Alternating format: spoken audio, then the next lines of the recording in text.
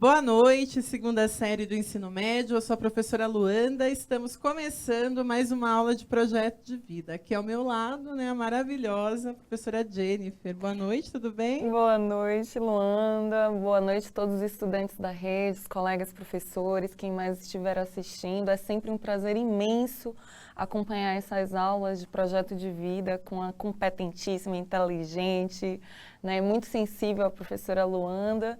E estaremos juntas aqui para discutir um tema fundamental, não é, Luanda? Exatamente. Hoje a gente vai falar de empatia, alteridade e xenofobia. Então, olhem o tema da nossa aula aí na tela, né? O tema da aula é Projeto de Vida de Cada Um, parte 2. E qual que é o objetivo da aula? A gente vai refletir sobre empatia e alteridade. As competências socioemocionais em foco são empatia e iniciativa social. Então, está aí a nossa página no Instagram, para que vocês possam nos acompanhar e compartilhar, né, as tarefas dos alunos e os professores que têm projetos. Eu sei que muitos professores acabam juntando projeto de vida com literatura, projeto de vida com arte, projeto de vida com filosofia, com educação física, com sociologia, enfim, né, compartilha aí com a gente no Instagram. E para você que acompanha a nossa aula, a gente sempre inicia com a nossa mensagem. Então, observem aí. A mensagem diz: a gente vive esperando que as coisas mudem, que as pessoas mudem, até que um dia a gente muda e percebe que nada mais precisa mudar. O que essa frase tem a nos dizer? É muito comum a gente sempre criticar o outro esperando a mudança do outro, né? Seja esse outro o meu vizinho, o meu filho, o meu parente, o meu namorado, o governo, né, etc. e tal. Mas a gente não percebe que, às vezes, a gente mudando, as mudanças acontecem. Então, fica aí a mensagem para vocês refletirem, principalmente com os nossos alunos, né? A gente aqui, a nossa aula tem apenas 25 minutos e nada impede depois dos professores fazerem uma roda de conversa, mesmo que seja remotamente, ou seja, virtual, e debater essas questões com os nossos alunos. E para a gente começar a aula, né, já que a gente vai falar de empatia, para começo de conversa, eu vou pedir, então, para que vocês compartilhem as respostas dos alunos a respeito da seguinte pergunta: o que é empatia? Como é que eu posso descrever empatia em poucas palavras? 1 minuto e a gente já volta.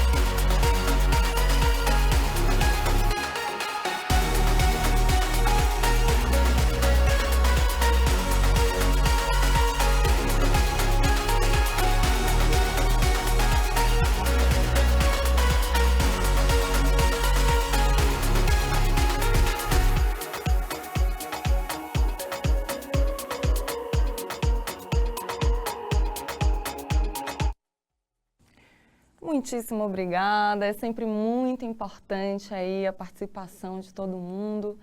E essa construção sobre a empatia, os nossos estudantes estão sempre falando, não é, Lu? A empatia se refere a se colocar no lugar do outro, aí vem aquela metáfora, né, tão interessante, que é a metáfora do sapato, não é? E aí diz assim, olha, o sapato que dói no pé de um não é o mesmo, né, que os números são diferentes, os incômodos, as dores, os sofrimentos. Então, estão discutindo aqui que esse tema é muito importante, falando muito sobre se colocar no lugar do outro, professora Luanda. Exatamente, é bem isso. A gente fala bastante aqui nas aulas de projeto de vida, né, a respeito da empatia. Os alunos sabem bem disso, né, até porque é uma palavra que tem um significado muito importante no contexto atual, né? A gente pode traduzir por se colocar no lugar do outro, traduzindo, pensando na etimologia da palavra, com sofrimento, né? Já que patos é paixão, sofrimento. Mas é isso que a professora Jennifer acabou de falar, é tentar interpretar o mundo, olhar o mundo, não da nossa bolha, né? Não da nossa realidade, até porque a gente tende a olhar para as pessoas, né? A julgar no sentido de emitir juízo de valor, né? Dizer se é bom, é ruim, se presta, se não presta, de acordo com a nossa realidade, de acordo com o nosso ponto de vista. E a empatia é um exercício que tem que ser frequente. Tanto é que hoje, no mercado de trabalho, né, nas seleções, né, os recrutadores focam bastante nisso, até porque o funcionário tem que saber trabalhar em grupo, né, tem que saber se colocar no lugar do outro, tem que saber delegar tarefas e não centralizar. Então, a gente pode abordar empatias em várias vertentes, né? Hoje a gente vai focar mais na questão da xenofobia, porque que a gente rejeita ou tende a rejeitar o diferente e que gira em torno desse debate sobre empatia, que é uma das competências socioemocionais para quem tem aí o caderno do aluno em mãos. E a gente vai para uma outra pergunta, né? Observe aí na tela. Alteridade e empatia são palavras sinônimas. Então, mais um minutinho e a gente já retoma.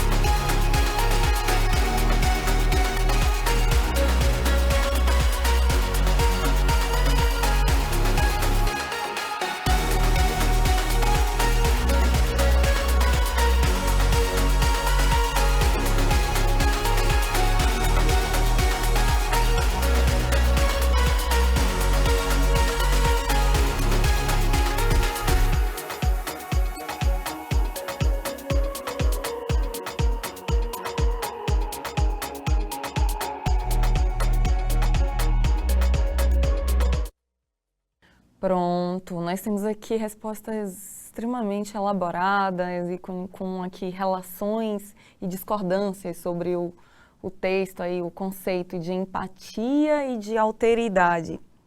Então, a professora Maria, né, ela colocou aqui, elas não são sinônimos, mas estão interligadas. Vamos aqui ver aqui que eu acho que não tem aí uma relação entre uma e outra. Ambas possuem uma questão com aceitar as diferenças, né? Então, estão colocando... O aluno Lucas falou que são parecidas, né? E a professora Adriana, né, ela colocou aqui, além de se colocar no lugar do outro, ver a realidade que o outro está inserido, né? A alteridade é para além disso. E a professora Júlia, ela falou assim, falando em sapato, né, para entender o outro, é preciso colocar o sapato dele e caminhar. Aí verei o que ele sente e o que ele passa. É uma ótima continuidade aí dessa relação com os conceitos, né, Luanda, de empatia e de alteridade. Porque a empatia, né, ela tem uma relação muito com o que eu, enquanto indivíduo, sou capaz de compreender do outro, né? Então, será que eu consigo ver quando alguém está sofrendo? Será que eu me sinto sensível a essa relação de sofrimento, essas desigualdades, a violência que o outro passa, né? As diferentes oportunidades que cada grupo social possui e a alteridade, né? A alteridade tem a ver com o outro, ambas têm a ver com o outro. Exatamente, até porque alter é o outro. Então, a gente pode traduzir como sinônimas, palavras sinônimas, mas tem as diferenças, que é o que a gente vai ver agora. A professora Jennifer leu aqui algumas respostas, estão corretas, mas a gente vai aprofundar mais um pouquinho. Observem aí na tela, diz lá. Primeiro, a gente vai ver a diferença entre empatia e antipatia, né? Já porque... Quando a gente recusa o outro diferente, aquele pelo qual eu tenho repugnância, eu tenho uma espécie de antipatia, porque para a gente chegar na questão da xenofobia, a gente vai ver que a xenofobia começa com essa antipatia, com essa repugnância, de eu recusar, de eu rejeitar, e, em última instância, até querer exterminar aquele que é diferente. Então, vamos ver a diferença entre empatia e antipatia, que a gente vai caminhar para a alteridade. Observem aí na tela. Então, diz lá. Empatia. Habilidade de se imaginar no lugar do outro, que muitos alunos colocaram aqui no chat, né, os professores compartilharam, é a capacidade psicológica de compreender o sentimento de outra pessoa em uma situação, colocando-se no lugar dela. Eu me lembro que eu estava lendo a respeito da empatia, e tem pensadores que falam que a empatia é algo inerente ao ser humano, né? E, para explanar isso, eles mostram o exemplo, se eu prender se eu prender a minha mão na porta do carro, imediatamente o outro que vê, ele sente, ele faz uma espécie de careta, como se ele sentisse a dor. Então, tem pensadores que acham que a empatia é algo inerente à espécie humana. Outros falam que não, porque se a gente olhar, né, historicamente para o mundo, 2 grandes guerras, a bomba atômica, toda a xenofobia, preconceito racial, preconceito de classe, né, e outros preconceitos, a gente vai ver que não é tão inato, tão inerente assim. Mas, voltando ao conteúdo na tela, observem lá. Antipatia, aversão ao outro, ao diferente, repugnância, ódio, repulsa, ou seja, o oposto de empatia. Agora observem a alteridade, né? A gente fala bastante da alteridade pegando um conceito de um filósofo franco-lituano.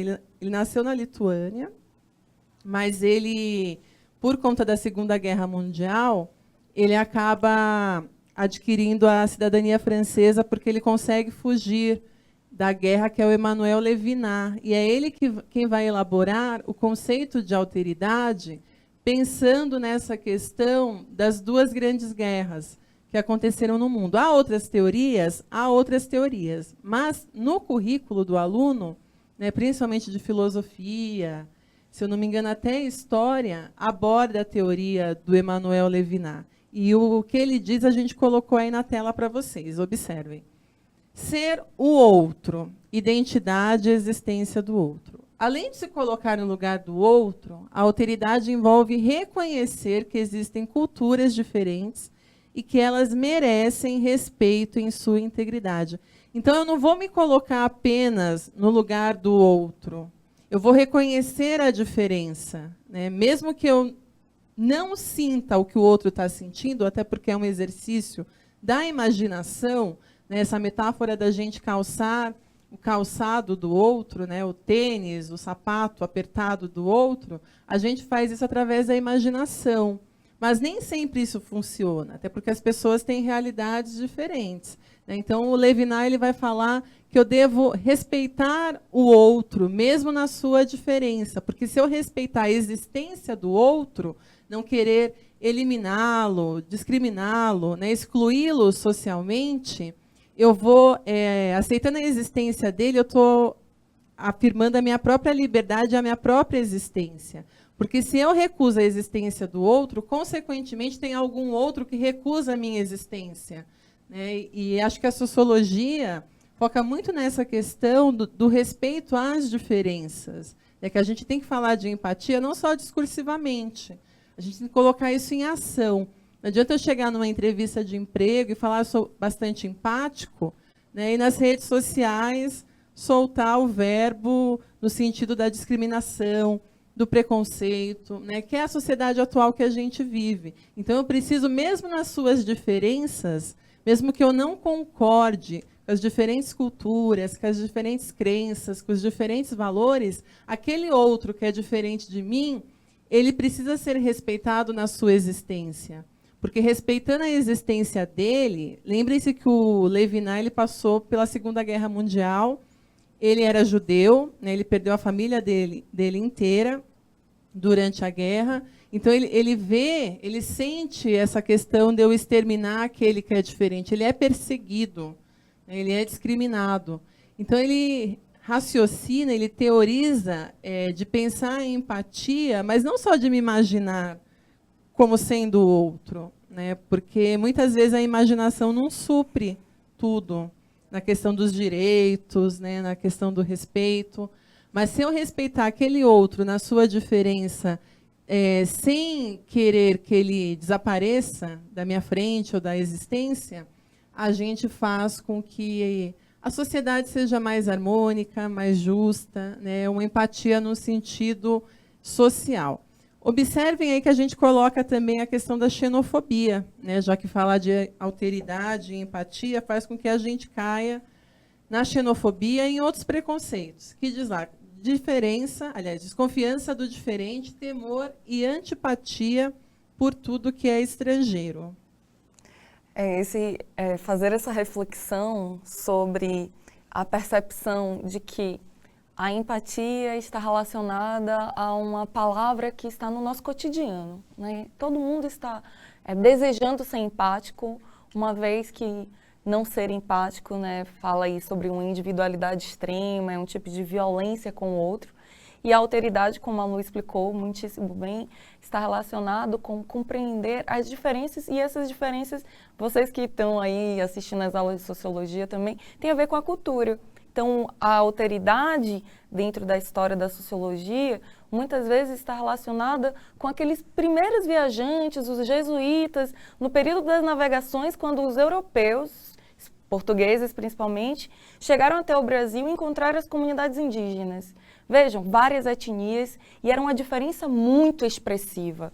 Quando a gente fala desse outro que vive uma cosmologia, que vive uma forma de se vestir, de ver o mundo, de se relacionar com a natureza, então houve ali um processo de hierarquia. Essa hierarquia sobre uma ideia de superioridade, uma ideia de inferioridade, dos seres primitivos, surge aí um princípio etnocêntrico. É importante a gente entender que dentro da alteridade, né, existe como a professora Luanda colocou, um sistema de valor, em que esse outro que é diferente de mim é sempre inferior a mim. Então, a empatia é o olhar e o cuidado com o sofrimento do outro, e a alteridade ela se amplia para além do indivíduo, para os grupos sociais. E aí quer dizer que esse outro, nós somos brasileiros. Quando a gente viaja para outro país, como é que nós somos recebidos na Europa, nos Estados Unidos? Tem uma ampla aceitação ou existem restrições? Né? Então, quando falamos de xenofobia, é como o outro, pertencente a um país, a uma etnia, a uma nação, ele é repelido pela sua diferença. Exatamente. E a gente não precisa ir muito longe para ver a xenofobia. A gente sabe que a escola pública recebe imigrantes, refugiados, né? E muitas vezes a gente sabe que esse refugiado, que esse imigrante, ele fica ali no cantinho. Então é preciso que a gente trabalhe essa questão do diferente, da cultura, também na sala de aula, né? A gente usa muito exemplos aqui da Segunda Guerra Mundial, do antissemitismo, do nazismo, da colonização, né? Já que o europeu olhou para os índios, para os americanos, entre muitas aspas, que estavam aqui de maneira a inferiorizá-los, mas a gente precisa olhar para o mundo também atual, na sala de aula, ou mesmo na cidade, na comunidade que a gente vive, que a gente ainda tem uma certa distância do estrangeiro, e isso precisa ser trabalhado. A gente vai prosseguir aqui, que a gente vai dizer lá na tela. Observem aí o conteúdo. Enxergar o outro e sua existência, que é diferente da minha, é afirmar minha própria liberdade e não só a do outro, né? Foi como eu disse. Quando eu afirmo a existência do outro, eu estou afirmando a minha. Isso o próprio direito trabalha bastante essa ideia, né? Se eu exijo direitos para o outro, necessariamente eu estou exigindo direitos para mim também, né? A gente vai voltar a falar novamente sobre isso, até porque tem bastante conteúdo aqui para a gente passar, e a nossa aula está quase no final. A gente vai falando, tem até um vídeo que eu acho que não vai dar tempo de passar. Continuando aí na tela. O mundo é plural, heterogêneo, dinâmico e móvel. É preciso compreender que existem diferentes singularidades, direitos fundamentais e inerentes aos seres humanos. Da mesma maneira que eu tenho o direito de exercer minha individualidade, o outro também o tem, né? Então, percebam que aí a gente traz bastante conceitos que dá para a gente aprofundar, inclusive na sala de aula. E a gente fala quais são esses direitos fundamentais, né, que é digno de todo ser humano. A gente pode falar da dignidade humana. Né? Por que esses direitos fundamentais são tão importantes hoje? Né? Porque, eu vou dar só um panorama. Né? O nazismo existiu dentro da lei. Né? Se a gente for aprofundar o estudo do antissemitismo, não estava fora da lei. Né? Então, é preciso a gente pensar o que é justiça, o que é direito, se a lei é justa. Né? Então, quando a gente coloca ali direitos fundamentais, dá para a gente abrir um leque aqui que a gente estenderia até a noite inteira. Mas a gente vai voltar a falar sobre o tema. Um outro ponto que eu queria falar é sobre a banalidade do mal. Né? A gente usou uma outra pensadora aqui, que é a Hannah Arendt, que ela vai falar, vou resumir aqui, que o mal é banal. O que ela quer dizer com isso? Né? O psicopata, aquela pessoa ruim por natureza, que a gente acha que é o único que comete a maldade, né, que gosta de ver o outro sofrendo, outro se dando mal, isso não é a regra, isso é a exceção. Na verdade, o mal se torna banal porque pessoas comuns praticam maldade, né, e gostam de ver a maldade. Então, é o meu vizinho, é o meu colega de trabalho, que a gente acha que o mal vai surgir de uma pessoa totalmente fora de si, né, que é quase no sentido patológico. Olha, ele é ruim porque ele tem um certo problema. E a Hannah Arendt, que é uma pensadora alemã, ela vai falar que não, né, que, na verdade, esse nosso lado ruim, que a gente tenta encobrir, ele aparece quando a gente menos espera. Eu não sei se na sociologia a Hannah Arendt é abordada, até porque ela vai falar da origem do totalitarismo, né, que é um tipo de governo autoritário, que daria para a gente dar várias aulas a respeito do tema, né, mas ela trabalha essa ideia de que o mal é banalizado, inclusive nas mídias, né, inclusive nos meios de comunicação. No sensacionalismo, né? Então a gente constrói o mal como se fosse algo que tem um estereótipo, né, tem uma identidade de uma pessoa muito ruim, um tipo físico específico, e ela, quando ela fala da banalidade do mal, ela traz a maldade dentro de uma lógica do cotidiano. Né? Então, a maldade é você ser xenofóbico, é você não acolher o seu colega que vem de outra cidade, de outro país. E nós temos uma diversidade imensa nas escolas públicas, alunos imigrantes da América Latina, da África, e toda essa diferença, essa diversidade que poderia nos ampliar, muitas vezes é rejeitada pela cultura. Exatamente. É uma pena que a nossa aula está acabando. A gente tem um vídeo, depois o professor, né, pode pegar a aula lá no repositório, o PPT, até porque aqui a gente só tem 25 minutos e o professor tem 50 minutos, se for 2 aulas, tem mais minutos ainda, então ele pode debater com os alunos. E eu coloquei aqui a tarefa, que depois será publicada lá no sistema para que o aluno tenha um conceito, tenha uma nota. Jennifer, muito obrigada pela sua participação. É sempre um prazer imenso participar dessas aulas de projeto de vida. Os temas são fantásticos e o desenvolvimento mais bonito ainda. E a Jennifer só engrandece a nossa aula, né? Pessoal, muito obrigada pela presença de vocês. Uma ótima noite e até a nossa próxima aula. Não deixe de nos avaliar. Tchau, tchau. Tchau, tchau, gente.